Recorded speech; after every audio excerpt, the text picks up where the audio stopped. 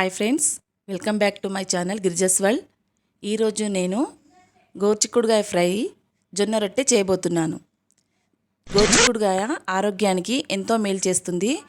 దీంట్లో అధికంగా iron, phosphorus, calcium అధికంగా ఉంటుంది కాబట్టి ఇది షుగర్ వ్యాధిగ్రస్తులకు ఎంతో ఆరోగ్యాన్ని ఇస్తుంది. కాబట్టి ఈ గోరుచిక్కుడుగాయని రోజువారీ దినచర్యలో తీసుకుంటే ఎంతో ఆరోగ్యంగా ఉంటారు.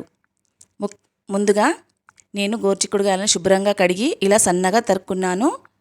ఆ తర్వాత దీనిని ఒక గిన్నెలో వేసి నీళ్లు పోసుకొని దీనిని నేను 2 నిమిషాల పాటు బాగా ఉడకబెట్టుకుంటున్నాను. చూడండి, నేను చూపిస్తున్న విధంగా ఉడకబెట్టుకోండి. దానిపైన మూత పెట్టాను. 2 నిమిషాల తర్వాత చూడండి ఎలా ఉడుకుతుందో. ఒకసారి మనం దీనిని స్పూన్తో తీసి చూసుకుందాం. ఇలా ఒకటి తీసి మనం దీన్ని ఇలా నొక్కి చూస్తే ఉడికిపోయింది బాగా. ఆ తర్వాత దీన్ని ఒక జాలిగిన్నెలో పోసుకోవాలి. నీళ్ళన్నీ తీసేసి జాలిగిన్నెలో వడబోసుకుని పక్కన పెట్టుకోవాలి. ఆ తర్వాత ఒక ప్యాన్ పెట్టుకుందాం. అందులో 2 టేబుల్ స్పూన్ల నూనెని పోసుకుందాం. నూనె బాగా వేడయ్యాక 1 టేబుల్ స్పూన్ జీలకర్ర, 1 టేబుల్ స్పూన్ ఆవాలు, 2-3 పచ్చిమిర్చిని కట్ చేసి వేసుకుంటున్నాను. ఇలా పచ్చిమిర్చి కాస్త ఫ్రై అయిన తర్వాత సన్నగా తరిగిన ఉల్లిపాయ ముక్కల్ని వేసుకుందాం. ఆ తర్వాత కరివేపాకు ఆకుల్ని వేసుకుందాం. ఇవి కాస్త దోరగా వేగిన తర్వాత ఇందులో మనం 1 టేబుల్ స్పూన్ అల్లం వెల్లుల్లి పేస్ట్ వేసుకుందాం. అల్లం వెల్లుల్లి పేస్ట్ పచ్చివాసన పోయేంత వరకు మనం దీనిని బాగా ఫ్రై చేసుకోవాలి. ఇలా ఫ్రై అయిన తర్వాత ఇందులో మనం 1 టేబుల్ స్పూన్ పసుపు వేసుకోవాలి. చూడండి, ఇవి బాగా ఫ్రై అయిన తర్వాత మనం ముందుగా ఉడకబెట్టుకున్న గోరుచిక్కుడుగాయని ఇందులో వేసుకోవాలి. ఇవి 2 నిమిషాల పాటు మనం బాగా ఫ్రై చేసుకోవాలి. చూడండి, ఇలా 2 నిమిషాల తర్వాత మనం దీన్ని ఫ్రై చేసుకున్నాం కదా. ఆ తర్వాత నేను 3 టమాటాలను తీసుకున్నాను. దానిని కూడా చిన్న ముక్కలుగా కట్ చేసుకుంటున్నాను. చూడండి, ఇది ఇందులో వేసుకోవాలి. ఇది ఇందులో వేసుకున్న తర్వాత దీన్ని బాగా కలుపుకున్న తర్వాత ఈ టమాటాను కూడా 2 నిమిషాలు ఉడకనివ్వాలి. చూడండి, 2 నిమిషాల తర్వాత టమాటా కొంచెం ఉడికిపోయింది కదా. అందులో 1 టేబుల్ స్పూన్ కారం వేసుకుందాం. 1 టేబుల్ స్పూన్ ఉప్పు వేసుకుందాం. 1 టేబుల్ స్పూన్ ధనియా పౌడర్ వేసుకుందాం. 1/2 టీ స్పూన్ గరం మసాలా వేసుకుందాం.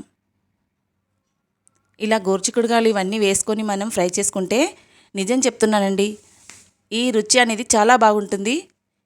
దీని కాంబినేషన్ మీరు జొన్న రొట్టెతో తింటే కానీ అన్నంతో తింటే కానీ ఎంతో బాగుంటుంది. చూడండి, ఇవన్నీ వేసుకున్నాం కదా. దీన్ని మరో 2 నిమిషాల పాటు ఉడకనిద్దాం. ఇలా 2 నిమిషాల పాటు ఉడికిన తర్వాత ఇందులో మనం కొత్తిమీర వేసుకుందాం. కొత్తిమీర వేశాక దీనిని కూడా మనం బాగా ఒకసారి కలుపుకోవాలి. ఇలా బాగా కలిపిన తర్వాత దీనిపైన మనం మూత పెట్టేసి మరో 2 నిమిషాల పాటు హై ఫ్లేమ్లో కాకుండా మీడియం ఫ్లేమ్లో దీన్ని ఫ్రై చేసుకుందాం. చూడండి, 2 నిమిషాల తర్వాత కూర బాగా ఉడికిపోయింది.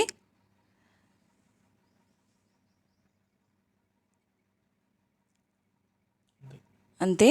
ఆ తర్వాత ఒక బౌల్ పెట్టుకుందాం. అందులో 2 గ్లాసుల నీళ్ళను పోసుకుందాం. నీళ్లు బాగా వేడయ్యాక 1 టేబుల్ స్పూన్ అందులో ఉప్పు వేసుకుందాం. ఇది నేను జొన్న రొట్టెకి ప్రిపేర్ చేస్తున్నాను.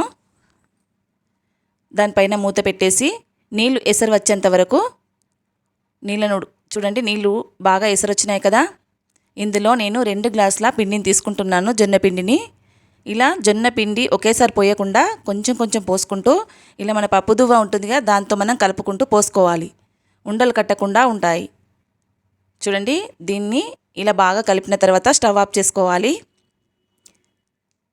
ఒక 5 నిమిషాల పాటు ఇది వేడి ఉంటుంది కాబట్టి మూత పెట్టి పక్కన పెట్టుకుందాం. ఆ తర్వాత దీన్ని చిన్న చిన్న ముద్దలుగా చేస్తూ జొన్న రొట్టెను తయారు చేస్తున్నాను చూడండి. నేను చేతితో కూడా చేసుకోవచ్చు. దీన్ని నేను కోళ్ళతో కూడా చేసుకుంటాను చూడండి. ఈ విధంగా కోళ్ళతో చేసుకున్నా కానీ జొన్న రొట్టె చాలా బాగా వస్తుంది. చూడండి, ఇలా చేసిన తర్వాత పెనం పెట్టి పెనం పైన వేసుకోవాలి. ఆ తర్వాత దానిపైన కాస్త నీళ్ళు పోసి ఆ జొన్న రొట్టెకు మొత్తం అప్లై చేసుకోవాలి. ఒక పక్కన కాలిన తర్వాత దీనిని మనం మరో వైపుకు టర్న్ చేస్తూ కాల్చుకోవాలి. ఇలా 2 వైపులా బాగా కాల్చుకున్న తర్వాత అన్నీ ఇదే విధంగా తయారు చేసుకుందాం. చూడండి ఎంత బాగా కాలాయో. అంతే, ఎంతో టేస్టీగా ఉండే జొన్న రొట్టె గోరుచిక్కుడుకాయ ఫ్రై రెడీ. ఇది తినడానికి ఎంతో బాగుంటుంది. ఈ రెసిపీ మీకు నచ్చినట్లయితే please subscribe my channel, share చేయండి, లైక్ చేయండి, పక్కనున్న బెల్ ఐకాన్ నొక్కండి. ఇది ఎలా ఉందో కామెంట్ బాక్స్లో తప్పకుండా నాకు కామెంట్ చేయండి. Thank you.